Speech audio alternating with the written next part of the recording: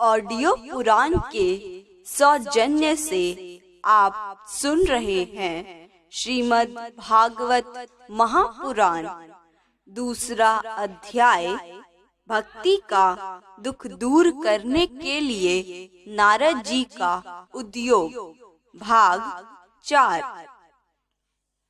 उसके शब्द सुनने से ही भक्ति, ज्ञान और वैराग्य को बड़ा बल मिलेगा।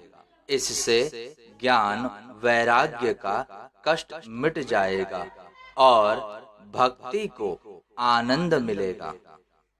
सिंह की गर्जना सुनकर जैसे भेड़िए भाग जाते हैं, उसी प्रकार श्रीमद् भागवत की ध्वनि से कलयुग के सारे दोष नष्ट हो जाएंगे।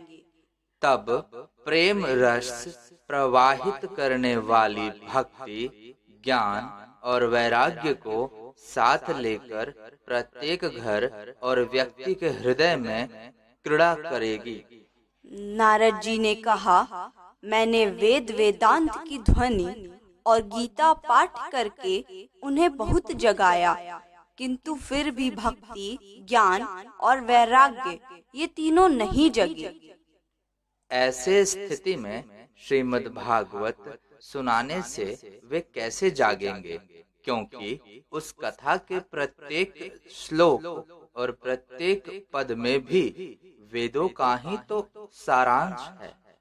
आप लोग शरणागत वत्सल हैं तथा आपका दर्शन कभी व्यर्थ नहीं होता, इसलिए मेरा यह संदेह दूर कर दीजिए। इस कार्य में विलंब न कीजिए। सनकादि ने कहा, श्रीमद् भागवत की कथा वेद और उपनिषदों के सार से बनी है, इसलिए उनसे अलग उनकी फल रूपा होने के कारण वह बड़ी उत्तम जान पड़ती है। जिस प्रकार रस वृक्ष की जड़ से लेकर शाख अग्र पर्यंत रहता है, किंतु इस स्थिति में उसका आस्वादन नहीं किया जा सकता, वही जब अलग होकर फल के रूप में आ जाता है, तब संसार में सभी को प्रिय लगने लगता है। दूध में घी रहता ही है, किंतु उस समय उसका अलग स्वाद नहीं मिलता। वही जब उससे अलग हो जाता है, तब देवताओं के लिए भी स्वादवर्धक हो जाता है। खांड ईख के ओर छोर से और बीच में भी व्याप्त रहती है, तथापि अलग होने पर भी उसकी कुछ और ही मिठास होती है। ऐसे ही यह भागवत की कथा है। यह भागवत पुराण वेदों के समान है। श्री व्यास देव ने इसे भक्ति, ज्ञान और वैराग्य की स्थापना के लिए प्रकाशित किया है।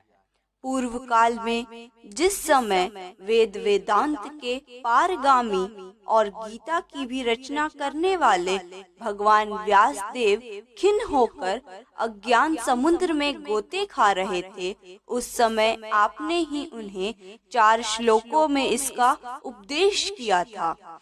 उसे सुनते ही उनकी सारी चिंता दूर हो गई थी। फिर इसमें आपको आश्चर्य क्यों हो रहा है?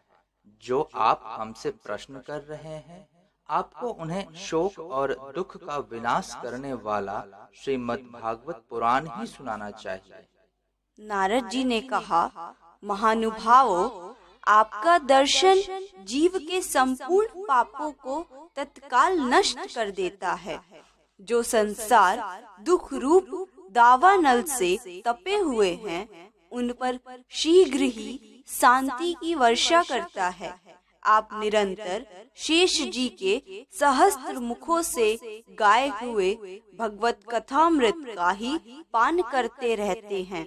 मैं प्रेम लक्षणा भक्ति का प्रकाश करने के उद्देश्य से आपकी शरण लेता हूँ। जब अनेकों जन्मों के संचित पुण्य पुंज का उदय होने से मनुष्य को सत्संग मिलता है, तब वह उसके अज्ञान जनित मोह और मद रूप अंधकार का नाश करके विवेक उदय होता है। धन्यवाद।